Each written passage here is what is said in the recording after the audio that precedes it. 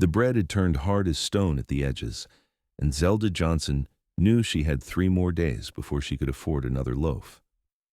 She sat at the wobbly wooden table in her rented room above the general store in Springerville, Arizona, carefully sawing through the stale crust with a dull knife, watching crumbs scatter like gold dust across the scarred surface. It was September 1882, and the high desert town had not been kind to a woman alone, especially one who had arrived 6 months ago with nothing but a carpetbag and desperate hope. The mining company her late husband had worked for in Silver City had collapsed, taking his life in a shaft accident and leaving her with debts she could never repay.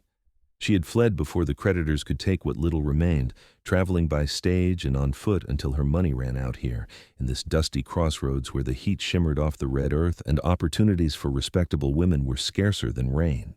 Zelda cut the thinnest possible slice, her stomach growling in protest. She had learned to ignore hunger, to drink water until her belly felt full, to sleep through the worst of it.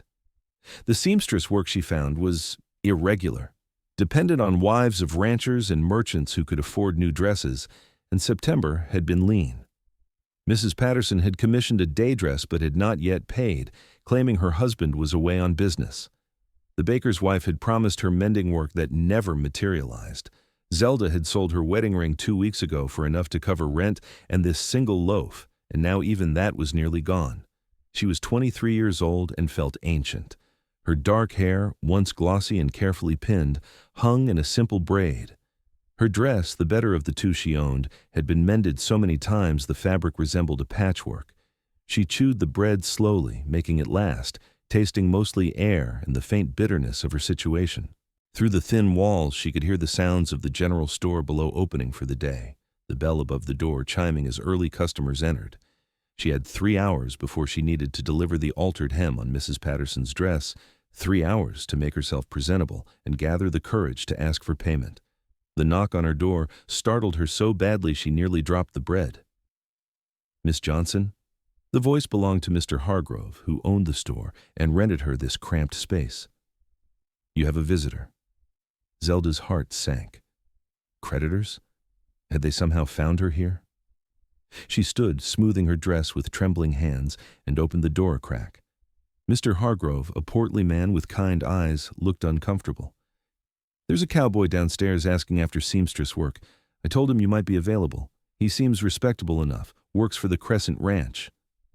Relief flooded through her. Work meant money, meant food.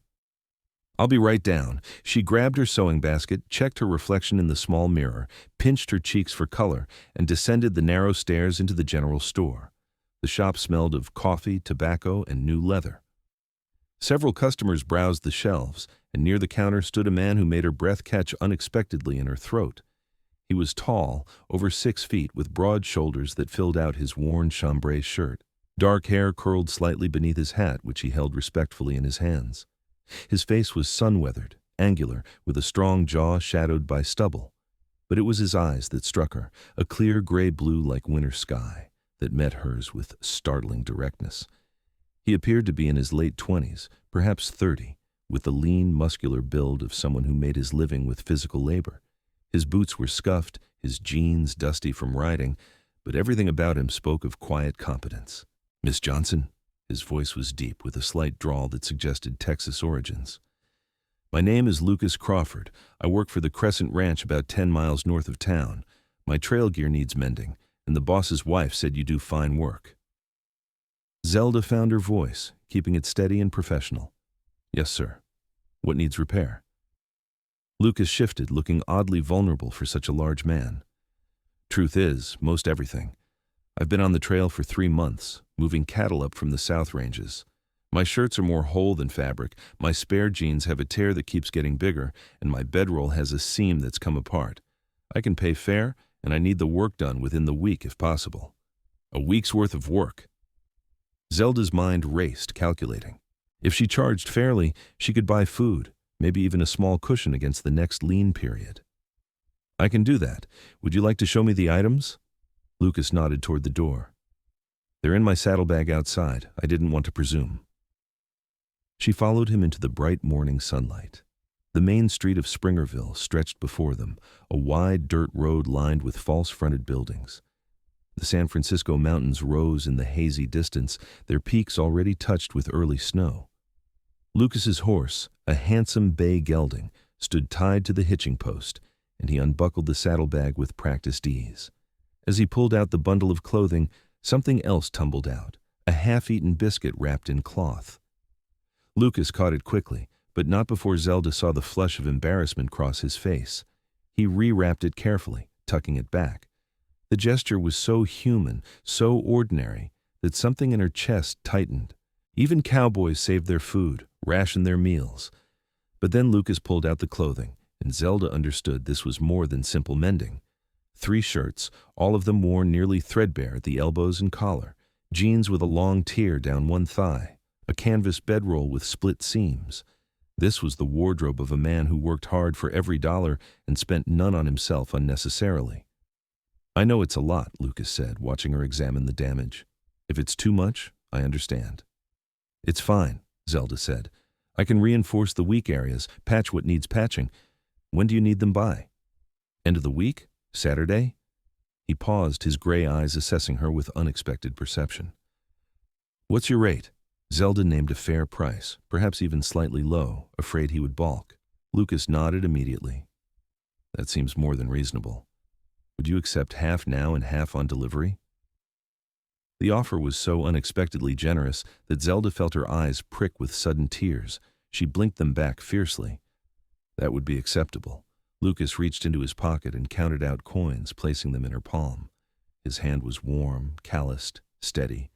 The money felt like a miracle. "I'll come by Saturday afternoon, if that suits you." "Yes, thank you, Mr. Crawford." He settled his hat back on his head, and something in his expression shifted, became more intent. "Miss Johnson, forgive me for asking, but are you all right? You look, that is, you seem—" He trailed off, clearly uncomfortable. Zelda stiffened, pride flaring. "I'm perfectly fine, thank you." Lucas held up a hand. "I meant no offense. It's just, well, you look like someone who's had a hard time of it. I recognize the signs." His voice gentled. "I've been there myself." The unexpected kindness, the lack of judgment, nearly undid her composure. She clutched the coins tighter. "I appreciate your concern, but I'm managing."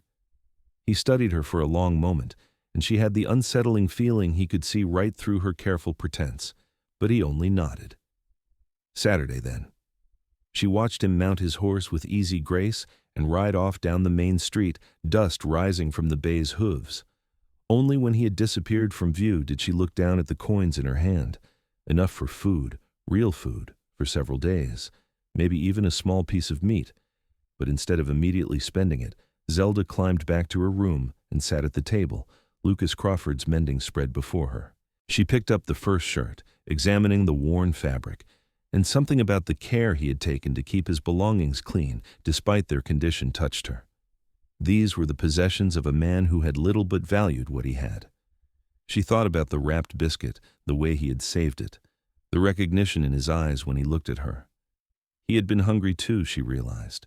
Maybe not now, but sometime in his past.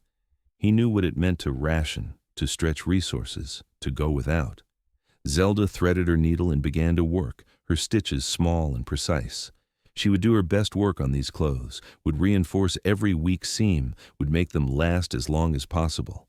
It was the least she could do for the first person in months who had looked at her with something other than pity or suspicion. The days passed in a blur of stitching. Zelda delivered Mrs. Patterson's dress and collected payment, finally, which gave her enough to buy eggs and cheese to go with the bread she purchased. The bread was fresh, soft, a luxury after weeks of stale crusts. She ate slowly, savoring every bite, and felt strength return to her body. Lucas Crawford's mending took longer than expected because she was so thorough. She reinforced every seam, patched holes with fabric she cut from her own petticoat, even embroidered small decorative stitches at the collar of his best shirt, a tiny pattern of stars that would be invisible unless someone looked closely. It felt important, this work, more important than any commission she had done in months. Saturday arrived hot and bright. Zelda woke early, washed in cold water from the basin, and dressed in her better dress. She pinned her hair carefully, allowing a few curls to soften her face. She told herself she was not primping for Lucas Crawford, that professional appearance mattered, but her reflection in the mirror showed pink cheeks and bright eyes that suggested otherwise. She had the mending carefully folded and wrapped when the knock came at her door in the early afternoon. Her heart jumped, and she took a steadying breath before answering. Lucas filled the doorway, hat in hand, looking scrubbed and neat. He had shaved, and without the stubble she could see the strong lines of his jaw, the surprising fullness of his mouth. "Miss Johnson, I hope I'm not too early." "Right on time," she gestured to the bundle on her table. "Everything is finished." He stepped inside, seeming even larger in the confined space, and unwrapped the clothing. She watched his face as he examined her work, saw his eyebrows rise in surprise. He held up the shirt with the star embroidery, running his thumb over the tiny stitches. "This is beautiful work, more than I expected." "I wanted them to last," Zelda said simply. Lucas looked at her, and something passed between them, an understanding that went deeper than words. "Thank you," he said quietly. "This means more than you know." He paid her the remaining balance, and again she noticed how carefully he counted out the coins, how he tucked his remaining money back into his pocket with the care of someone for whom every dollar mattered. "Miss Johnson, would you do me the honor of joining me for dinner? There's a decent restaurant 2 doors down, and I'd like to repay your fine work with a meal." Zelda hesitated. She should say no. She knew nothing about this man beyond his name and occupation. But something in his open expression, the hopeful way he waited for her answer, made her throw caution aside. "I would like that, Mr. Crawford." "Lucas, please. Mr. Crawford makes me feel like my father." "Then you should call me Zelda." His smile transformed his face, softening the hard planes, lighting up those remarkable eyes. "Zelda, that's a beautiful name." They walked together to the restaurant, a simple establishment with checked tablecloths and the smell of roasting meat. The owner, a widow named Mrs. Chen, who had come west with the railroad crews, greeted them warmly and showed them to a table near the window. Zelda could feel eyes on them, the curious stares of other diners. A woman alone drew attention, especially dining with a man. She lifted her chin, refusing to show discomfort. Lucas seemed oblivious to the attention, focusing entirely on her. "What would you like? The beef here is good, and Mrs. Chen makes biscuits that could make a man weep." The menu prices made Zelda hesitate, but Lucas ordered generously: roast beef with potatoes and greens, fresh biscuits, coffee. When the food arrived, steaming and fragrant, Zelda had to force herself not to fall on it like a starving animal. She cut small bites, chewed slowly, but could not hide her hunger entirely. Lucas watched her, not with judgment but with recognition. "When did you last have a proper meal?" Zelda set down her fork. "That's rather personal." "I know, but I've been sitting here watching you eat bread and water for flavor, and it's breaking my heart." He leaned forward, his voice low. "Zelda, how bad are things really?" The direct question, the genuine concern in his voice, shattered her careful defenses. To her horror, she felt tears spill over, hot tracks down her cheeks. She tried to wipe them away, mortified. "I'm sorry. I shouldn't. This is inappropriate." Lucas handed her his handkerchief, clean and pressed. "There's nothing inappropriate about being hungry, about struggling. Tell me what happened." And somehow, with this near stranger who looked at her like she mattered, Zelda found herself talking. She told him about her husband Thomas, a good man but prone to chasing dreams instead of steady work, about the mining accident that killed him and left her with debts, about fleeing the creditors, about arriving in Springerville with almost nothing, about the lean months trying to establish herself, about the loaf of bread she had been stretching across 7 days, cutting thinner and thinner slices, drinking water to fill the emptiness. Lucas listened without interrupting, his expression growing more serious. When she finally fell silent, exhausted by the confession, he was quiet for a long moment. Then he said simply, "You'll never ration again with me." Zelda blinked, not understanding. "What?" "If you'll allow it, I'd like to help. Not charity," he added quickly as she started to protest. "I'm not insulting you, but I make decent wages at the Crescent Ranch, and I have no one depending on me. I could use regular mending work, and I know the other hands could too. Real work, fair pay, and in the meantime, you shouldn't be going hungry. No one should." "I can't accept charity," Zelda said, even as her heart hammered with hope. "It's not charity. You did beautiful work on my clothes. You're skilled, talented. You deserve to eat while you build your business." Lucas reached across the table, stopping just short of touching her hand. "Please, let me help, just until you're steadier on your feet." Zelda looked at this man, this cowboy with his worn clothes and careful money and generous heart, and felt something shift inside her chest. It was not just gratitude, though that was there. It was something warmer, more dangerous. "Why would you do this for a stranger?" Lucas's gray eyes held hers. "Because 5 years ago, I was the stranger someone helped. I was drifting, half-starved, after my family's ranch in Texas went under. A man named John Coulter gave me work at his ranch when no one else would take a chance on a broken-down cowboy with no references. He saved my life. I swore if I ever had the chance, I'd pass it forward." He paused. "And maybe you're not entirely a stranger anymore." The air between them felt charged, full of possibility. Zelda made a decision that would change everything. "All right, but I insist on earning any help you give. Real work for real pay." "Deal." Lucas's smile could have lit the room. "Now please, eat your dinner before it gets cold. Mrs. Chen will think I'm poor company." They talked through the rest of the meal, conversation flowing easily. Lucas told her about growing up on a cattle ranch in the Texas Panhandle, the youngest of 4 brothers. About learning to ride before he could properly walk, about the drought that had destroyed their herds and forced the sale of the family land, about drifting through New Mexico territory taking any work he could find before landing at the Crescent Ranch. "Mr. Coulter breeds horses mostly, some cattle. It's good work, steady. The other hands are decent men. We're like a family of sorts." Zelda found herself talking about her own childhood in Missouri, growing up in a household of sisters where she had learned to sew from her grandmother. About meeting Thomas at a church social, about his dreams of making a fortune in the silver mines, about following him west despite her family's objections. "I thought love was enough," she said softly. "I thought if we just worked hard enough, wanted it enough, everything would work out." "Love is important," Lucas said, "but it's not the only thing people need. They need security, safety, knowing where their next meal is coming from." His expression turned thoughtful. "You loved your husband?" "I did. He was kind, funny, full of dreams. But he was not practical, and I was too young to understand that mattered." Zelda met Lucas's eyes. "I'm older now. I know what matters." "And what's that?" "Steadiness, honesty, someone who keeps their word." She paused. "Someone who sees a stranger struggling and offers help without expecting anything in return." Lucas's ears reddened slightly. "I'm not a saint, Zelda. I have my faults." "Such as?" "I'm stubborn. I work too much. I'm not good with fancy words, and I've been known to punch men who insult women, which has gotten me fired from more than one job." He said it matter-of-factly, without apology. Zelda found herself smiling. "Those sound like virtues to me." They lingered over coffee until the afternoon shadows grew long.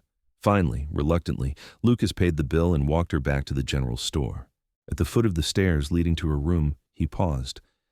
"May I call on you again? Not for mending, just to see you." Zelda's heart raced. "I'd like that." "Tomorrow's Sunday. Would you take a ride with me? I'd like to show you the country around here. It's beautiful if you know where to look." "I don't have a horse." "I'll bring an extra mount. Nothing too spirited, I promise. Unless you don't know how to ride?" "I can ride," Zelda said, feeling a flutter of excitement. "What time? After church? Say 11 o'clock? I'll be ready." Lucas touched the brim of his hat, a gesture that was becoming familiar and dear. "Until tomorrow, then." Zelda climbed the stairs to her room, feeling lighter than she had in months. She had money in her pocket, food in her belly, and the promise of seeing Lucas again tomorrow. It felt too good to be true, like a dream that might evaporate with the morning sun. But the next day dawned clear and warm, and at precisely 11 o'clock, Lucas arrived riding his bay gelding and leading a pretty sorrel mare. Zelda had dressed practically in her riding skirt, a remnant from her Missouri days, and a simple blouse. Lucas's face lit up when he saw her. "You look lovely.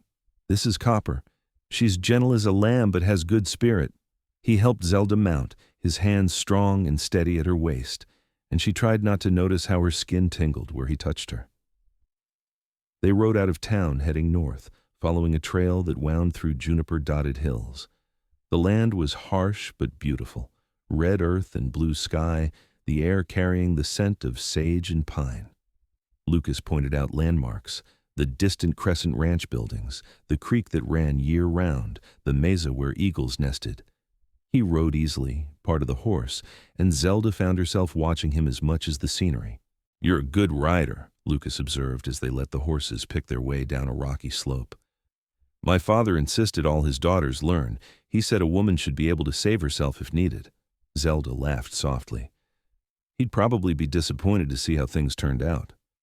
"I doubt that. You're surviving on your own in difficult circumstances. That takes courage most people don't have."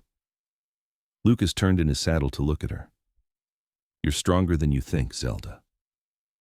They stopped beside a creek shaded by cottonwoods, the water running clear over smooth stones. Lucas helped Zelda dismount and spread a blanket he'd brought in his saddlebag. From another bag he produced apples, cheese, fresh bread, and a canteen of cool water. "I thought we might be hungry." They sat in dappled shade, eating and talking. Lucas told stories about life on the Crescent Ranch, the time a new colt escaped and they found him 3 days later living with a herd of wild mustangs, the trail drive that went wrong when half the cattle scattered in a thunderstorm. Zelda found herself laughing genuinely for the first time in months. "What about you?" Lucas asked. "What do you want, Zelda, if you could have anything?" She considered the question seriously. "I want my own shop. A real dressmaking business where women come to me for fine work, not just mending. I want a home, not just a rented room. I want—" She hesitated, then spoke the deepest truth. "I want to feel safe again, to not wake up every morning afraid." Lucas was quiet for a moment. "You will have those things. You're talented and hardworking. It's just a matter of time. And in the meantime, you have a friend, someone who'll make sure you eat, that you're safe." His gray eyes were serious. "I meant what I said yesterday. You won't ration again, not while I'm around." Zelda felt her throat tighten with emotion. "Why are you being so kind to me?" Lucas reached out slowly, giving her time to pull away, and tucked a strand of hair behind her ear. His touch was gentle, reverent. "Because from the moment I saw you in that general store, something in my chest recognized something in yours, like calling to like. You've been hurt, you've been hungry, you've been alone. So have I. I know what that does to a person." He paused, his hand still hovering near her cheek. "And because you're the first woman I've met in 5 years who makes me want something more than just surviving day to day." Zelda's breath caught. "Lucas, I'm not asking for anything," he said quickly. "I know it's too soon, that you barely know me. I just wanted you to understand why I'm helping. It's not pity. It's recognition. And maybe hope that two people who've been alone might not have to be anymore." Zelda made a decision, reaching up to take his hand, lacing her fingers through his. His palm was warm and calloused, his grip strong. "I feel it too, that recognition. It terrifies me." "Why?" "Because I trusted my feelings before and ended up widowed and destitute. How do I know this is different?" Lucas squeezed her hand gently. "You don't. Neither do I. But I think the only way we find out is to take the risk. And I promise you this, Zelda, I won't make promises I can't keep. I won't ask you to follow dreams that aren't practical. I'll work hard, save money, build something real. If you give me a chance, I'll spend every day proving you can trust me." Tears pricked Zelda's eyes again, but this time they were not from despair. "That's quite a promise. I'm a man of my word. Ask anyone at the Crescent Ranch." They sat by the creek for another hour, talking and not talking, just existing together in companionable peace. When they finally rode back to town, Zelda felt different, lighter. The world seemed brighter, full of possibility instead of merely obstacles. Over the following weeks, Lucas became a constant presence in Zelda's life. He visited town twice a week, always with some excuse, needing buttons sewn on, wanting to take her to dinner, bringing fresh vegetables from the ranch garden. The other cowboys from the Crescent Ranch began bringing her their mending, real work that paid well. Word spread, and Zelda found herself with more commissions than she could easily manage. She began to eat regularly, her face filling out, color returning to her cheeks. She bought fabric to make herself a new dress, deep blue that brought out her eyes. When she wore it the first time, Lucas stared at her as if she had appeared from a dream. "You're beautiful," he said simply, and the raw honesty in his voice made her blush. They courted properly, mindful of small-town proprieties. Lucas took her to church socials and Saturday dances. They rode out to see the fall colors in the mountains, the aspens turning gold against the pine-dark slopes. They talked about everything and nothing, discovering shared tastes in books and music, laughing at the same things, falling into comfortable silences that needed no filling. Zelda felt herself falling in love, truly in love, in a way that was different from her youthful infatuation with Thomas. This was not about dreams and romance. This was about respect and partnership, about finding someone steady and true. Lucas was exactly what he appeared to be, no hidden agendas or secret vices. He worked hard, saved his money, treated her with unfailing kindness and respect. One evening in late October, as they sat on the bench outside the general store watching the sunset paint the sky crimson and gold, Lucas took her hand. "Zelda, I need to tell you something." His serious tone made her anxious. "What is it?" "Mr. Coulter has offered me the position of foreman. His current foreman is retiring, moving to California to be near his daughter. It's a good position, more money, a house on the ranch property instead of the bunkhouse." He paused, his thumb rubbing circles on the back of her hand. "I said I needed time to think about it, because accepting means I'm staying in Springerville long-term, putting down roots. And before I do that, I need to know if you see a future here." "With me?" Zelda's heart pounded. "Are you asking what I think you're asking?" "Not yet, not officially, but I'm asking if I should. If you could see yourself married to a cowboy who'll smell like horses and work long days. If you could be happy in a small house on a ranch instead of in town. If you could love me the way I've come to love you." Zelda turned to face him fully, taking both his hands in hers. "Lucas Crawford, I fell in love with you the day you saw me rationing bread and didn't judge me for it. When you said I'd never have to ration again with you, you've kept that promise every single day. You've been kind and patient and honest. You've helped me build something real. So yes, I can see a future with you. I want that future." Lucas's face transformed with joy. "Then I'm making this official." He dropped to one knee right there on the street, not caring who might see. "Zelda Johnson, will you marry me? I don't have a ring yet, but I'll get one, the best I can afford. I'll build you that dress shop if you want it. I'll spend every day making sure you know you're loved and valued. I'll never let you go hungry, never let you face troubles alone. Say you'll be my wife." Zelda was crying now, happy tears that blurred her vision. "Yes, yes, I'll marry you." Lucas stood and pulled her into his arms, kissing her soundly right there on Main Street. Zelda heard whistles and applause from passers-by but didn't care. She was kissing the man she loved, the man who had saved her and whom she had somehow saved in return. They were married in November on a crisp autumn day with blue skies and golden light. The wedding was small, held in the Springerville church with Mrs. Chen and the ranch hands from the Crescent Ranch attending. Mr. Coulter gave Zelda away, a gesture that made her tear up since her own father was too far away to attend. She wore a dress she had made herself, ivory silk with lace at the collar and cuffs, and carried wildflowers Lucas had picked that morning. Lucas wore a new suit, bought specially for the occasion, and looked handsome enough to steal her breath. When he saw her walking down the aisle, his eyes filled with tears. The vows were traditional, but felt profound, promises to love and cherish, taking on deeper meaning when both parties knew what it meant to have nothing. The reception was held at the Crescent Ranch, the main house decorated with fall harvest abundance. There was music and dancing, food and laughter.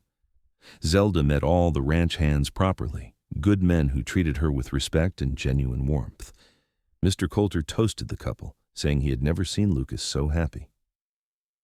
As the sun set and the party continued, Lucas took Zelda's hand and led her away from the crowd to the small house that would be theirs. It was a simple structure, 2 rooms plus a kitchen, but it had been freshly painted and furnished with pieces Lucas had bought or made himself. There was a real bed with a quilt, a table and chairs, a rocking chair by the fireplace. In the corner of the main room, Lucas had built her a workspace with good light and storage for fabric and thread. "For your dressmaking," he said, watching her face anxiously. "I know you want your own shop eventually, but I thought you could work from home for now, build up clientele, if you want to." Zelda walked over to the workspace, running her hands over the smooth wood of the table. "It's perfect. Everything is perfect." She turned to him, this man who had become her whole world. "How did I get so lucky?" Lucas crossed to her, taking her face in his hands. "I'm the lucky one. You gave a broken-down cowboy a reason to build something instead of just survive. You made me remember what it feels like to hope." They kissed, deep and sweet, and Zelda felt the last of her fear dissolve. She was home, truly home, in a way that had nothing to do with walls and everything to do with the man holding her like she was precious. Their first winter together was harsh, the high desert cold piercing through even the thick walls of their house. But inside, there was warmth, both from the fireplace and from the love that grew between them. Zelda's dressmaking business flourished as ranch wives and town women discovered her skill. She made everything from everyday dresses to wedding gowns, building a reputation for quality work. Lucas thrived as foreman, his natural leadership and horse sense making him invaluable to Mr. Coulter. They fell into comfortable rhythms, Lucas waking before dawn to start work, Zelda rising to make breakfast and pack his lunch. He would come home in the evenings tired and dusty, and she would have dinner waiting. They would eat together, talking about their days, and then sit by the fire, Zelda sewing while Lucas read or whittled. On Sundays, they would ride out together, exploring the country, sometimes with ranch friends, sometimes alone. In February, Zelda realized her monthly courses had not come. She waited another week, afraid to hope, before telling Lucas over breakfast. He had been drinking coffee and nearly choked, setting the cup down with shaking hands. "A baby? We're having a baby?" "I think so. It's still early, but yes, I believe we are." Lucas was around the table in an instant, pulling her up and into his arms, spinning her around. "A baby. Our baby. Zelda, I don't have words." She laughed, holding him tight. "Neither do I. I'm terrified and thrilled and not sure I know how to be a mother." "You'll be a wonderful mother. Look how you take care of everyone already." Lucas set her down carefully, as if she might break. "We need to make sure you're eating enough, resting enough. I'll hire help for the heavy work. You shouldn't be straining yourself." "Lucas, I'm pregnant, not made of glass." But he fussed over her anyway, and Zelda found she did not mind. It felt good to be cherished, protected. The pregnancy progressed smoothly, her body blooming with new life. By summer, her belly was round and prominent, and she had to alter all her dresses. Lucas was endlessly fascinated by the growing baby, spending evenings with his hand on her stomach, feeling the kicks and movements. "He's strong," Lucas said one evening. "Going to be a cowboy like his father." "Or she'll be a dressmaker like her mother," Zelda countered. Either way, loved beyond measure. Their son was born in September 1883, exactly 1 year after that fateful day when Lucas had walked into the general store looking for mending. The labor was long and difficult, and there were moments when Zelda thought she might not survive. But Lucas stayed by her side the entire time, holding her hand, wiping her forehead, whispering encouragements. When the baby finally emerged, wailing and red-faced, the midwife placed him in Zelda's arms, and she felt her heart expand in ways she had not known possible. "He's perfect," she whispered, examining tiny fingers and toes. Lucas, tears streaming down his face, touched his son's downy head with one gentle finger. "What should we name him?" They had discussed names but never settled on one. Now, looking at this small miracle, Zelda said, "Daniel. It means, God is my judge, a reminder that we were judged worthy of this blessing." "Daniel Crawford," Lucas tested the name. "I like it. Welcome to the world, Daniel." The baby thrived, growing plump and healthy. Zelda discovered she loved being a mother, though the sleepless nights were exhausting. Lucas was a devoted father, taking turns walking the floor with Daniel when he fussed, changing nappies without complaint, speaking to his son in low, gentle tones that made Zelda fall even more in love with her husband. Life settled into new rhythms. Zelda still sewed, but less, focusing on higher-end commissions she could do while Daniel napped. Lucas worked harder than ever, determined to provide well for his growing family. Mr. Coulter, charmed by baby Daniel, gave Lucas a raise and more responsibility. They saved money carefully, planning for the future.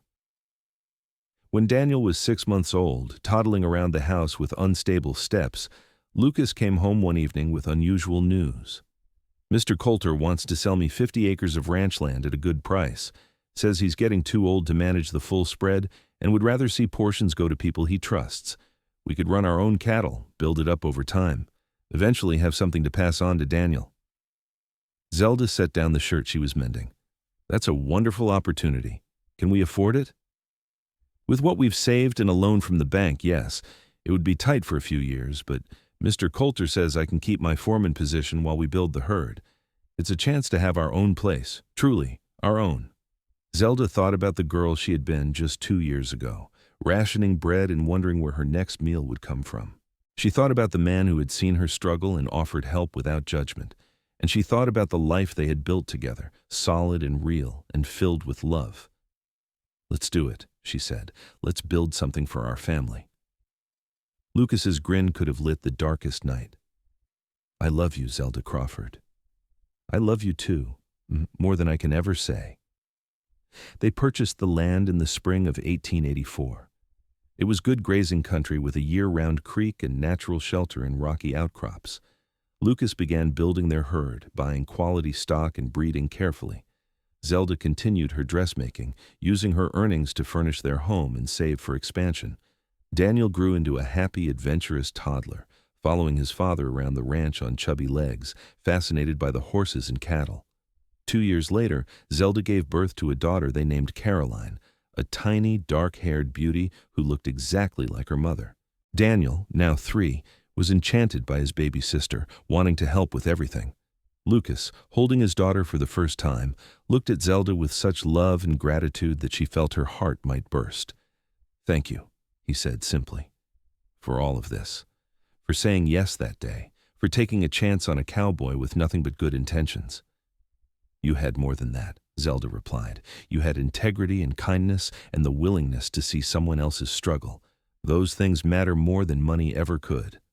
Their ranch prospered slowly but steadily. By 1888, they had a sizable herd and a reputation for quality cattle. Lucas hired 2 hands to help with the work, young cowboys he mentored the way Mr. Coulter had mentored him. Zelda's dressmaking business had evolved into something more selective, taking only special commissions that paid well and allowed her time with the children. Daniel, now 5, was learning to ride properly, and Caroline at 2 was already showing signs of her mother's artistic temperament. They were happy, healthy children growing up in a home filled with love and security. One evening in late summer, after the children were asleep, Lucas and Zelda sat on the porch of their home, watching the stars emerge in the darkening sky. The house had been expanded over the years, now 4 rooms with a proper workshop for Zelda's sewing. The land stretched before them, their cattle grazing in the distance, everything peaceful and prosperous. "Do you ever think about that day in the general store?" Lucas asked, his arm around Zelda's shoulders. "All the time. I think about how close I came to giving up entirely. If you hadn't walked in that day, I don't know what would have happened to me." "You would have survived. You're stronger than you think." "Maybe. But I wouldn't have lived. Not really. You gave me back my life, Lucas. You gave me hope and love and a family. You kept your promise. I've never had to ration again." Lucas kissed her temple. "And you gave me a reason to build instead of just exist. You made me a better man. You gave me everything that matters." They sat in comfortable silence, listening to the night sounds, the distant lowing of cattle, the whisper of wind through the grass. Zelda thought about the girl she had been, hungry and afraid and alone. That girl felt like a different person, someone from another lifetime. She had been forged in hardship and emerged stronger, but it was love that had truly transformed her. "I want to tell the children," Zelda said suddenly, "when they're older, about how we met, about the bread, about what you said. I want them to know that love can find you even in your darkest moments, that sometimes the person who saves you is the one you end up saving in return." "That's a good story," Lucas agreed, A true story, the best kind. It is, isn't it? Our story. Years continued to pass in a blur of seasons and milestones. Daniel grew tall and strong, a natural horseman who reminded everyone of his father. Caroline developed her mother's eye for beauty, making sketches and helping with the fancy stitching on special dresses. In 1891, Zelda gave birth to another son they named Samuel, who had his father's gray eyes and his mother's dark hair. The ranch continued to prosper. They expanded their holdings, bought more cattle, built a proper barn and corrals. Lucas's reputation as a fair employer and skilled cattleman spread, and young men sought work at the Crawford Ranch, knowing they would be treated well and paid fairly. Zelda's dressmaking had become almost legendary in the territory, with women traveling from as far as Flagstaff and Show Low for her creations. They faced challenges, of course. A drought in 1893 tested them, forcing difficult decisions about the herd. Caroline fell ill with scarlet fever in 1895, and for 2 terrifying weeks they thought they might lose her, but she pulled through, though weaker for a time. Samuel broke his arm falling from a horse and had to be taught painful lessons about caution and respect for animals. But through it all, Lucas and Zelda faced everything together, their partnership only strengthening with time. They had learned early on that life was uncertain, that security was not guaranteed, and that love required daily choice and commitment. Those lessons served them well. In 1898, Daniel, now 15, began seriously courting a neighbor's daughter, a sweet girl named Martha who made him blush and stammer. Lucas and Zelda watched with amusement and nostalgia, remembering their own courtship. Caroline, at 12, announced she wanted to be a dress designer in San Francisco, creating fashions for wealthy women. Samuel, 7, declared he would be a rancher like his father and never leave Arizona territory. "They're growing up," Zelda said one evening, watching the children through the window. "Soon they'll have lives of their own." "That's what we raised them for," Lucas replied, "to be independent, capable. But I'll miss having them all under one roof." "We'll have grandchildren eventually. The house will be full again." Lucas pulled her close. "However it turns out, as long as I have you, I'm content. You're still the best thing that ever happened to me, Zelda Crawford."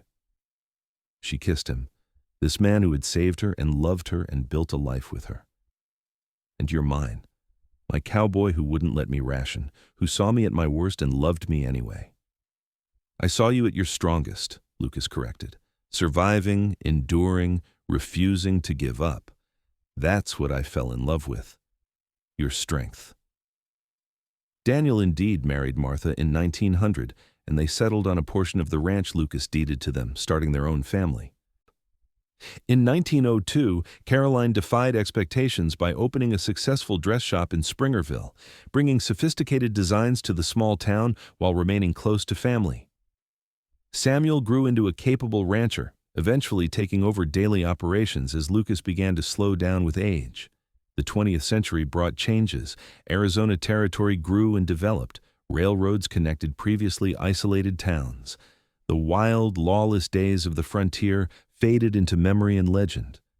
But the Crawford Ranch remained, a testament to hard work, careful planning, and enduring love. In 1910, Lucas and Zelda celebrated their 28th wedding anniversary surrounded by children and grandchildren. The family had gathered for a summer barbecue, the yard filled with laughter and games. Lucas, now 58 but still strong and capable, watched Daniel teaching his young son to rope a fence post. Caroline, visiting from town with her successful business thriving, was showing her mother designs for the fall season. Samuel and his wife were expecting their 3rd child. "We did well," Zelda said, standing beside Lucas on the porch. She was 49, her dark hair now streaked with silver, her face lined but still beautiful. "Look at what we built." Lucas took her hand, lacing their fingers together as he had that first day by the creek. "We built it together. Everything we have, everything we are, we did as partners. Do you remember what you said that day in the restaurant when I told you about rationing the bread? I remember every word. You'll never ration again with me." And you haven't. I kept that promise. You kept all your promises, Lucas, every single one. Zelda leaned against him, watching their family. "I was so lost when you found me, so hopeless, you gave me back my life. You gave me a reason to have a life. Before you, I was just going through motions. You made me want to build something, to matter. You made me who I am." They stood together in the golden afternoon light, surrounded by the evidence of their love. The ranch spread before them, prosperous and well-managed. Their children were happy and successful. Their grandchildren were healthy and thriving. Everything they had worked for had come to fruition. That night, after the family had left and the house was quiet, Lucas and Zelda lay in bed together. Lucas held her close, her head on his chest, listening to his steady heartbeat. "Thank you," she whispered, "for seeing me when I was invisible, for loving me when I felt unlovable, for keeping your promise every single day." "It was never a hardship," Lucas replied, kissing her hair. "Loving you, providing for you, building a life with you, those were the easiest things I ever did. You're my heart, Zelda. Always have been, always will be." They fell asleep that way, wrapped in each other's arms, secure in a love that had begun with a simple act of kindness and grown into something profound and enduring. The years continued their inexorable march. They welcomed more grandchildren, 8 in total, each one precious and unique. They weathered the Great War from a distance, grateful their sons were too old for the draft and their grandsons too young. They saw Arizona become a state in 1912, celebrating the milestone with the whole town. Lucas developed arthritis in his late 60s, his hands becoming gnarled and stiff. Zelda's eyesight began to fail, forcing her to finally give up the detailed sewing she loved. But they adapted, finding new ways to contribute. Lucas advising Samuel on ranch management, Zelda teaching Caroline's daughters the basics of dressmaking. In 1920, they celebrated their 40th anniversary with a massive party that brought together the entire extended family and half the town. Lucas, now 68, gave a speech that made everyone cry, talking about finding Zelda when they were both at their lowest points, about building something from nothing through love and determination. Zelda, 59, added her own words, speaking about the cowboy who had promised she would never ration again and had kept that promise for 4 decades. "He saw me at my worst," she said, looking at Lucas with eyes still full of love, "and loved me anyway. He gave me everything that matters: security, partnership, respect, and love. He taught me what real love looks like, not romance and dreams, but steadiness and commitment and showing up every single day. That's what we built together. That's what we pass on to all of you."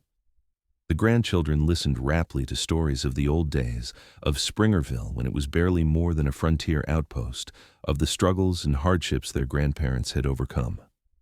They could hardly imagine their successful, prosperous grandparents as the desperate young people in those stories.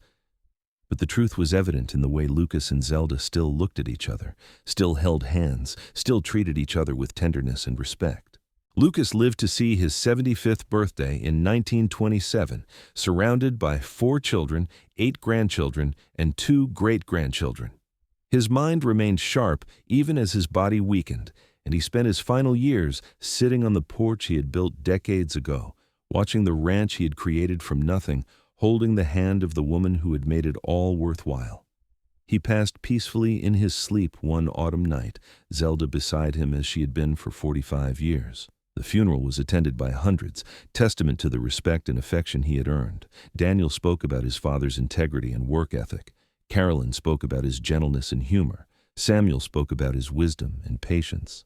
But it was Zelda, now 66 and heartbroken, who spoke the truth that mattered most. "He was the best man I ever knew," she said simply. "He saved me when I needed saving, then spent every day proving I could trust him. He kept his promises. He loved completely. He built something lasting, and he never, not once in 45 years, made me feel anything less than cherished. That's his legacy. Not the ranch or the success, but the love.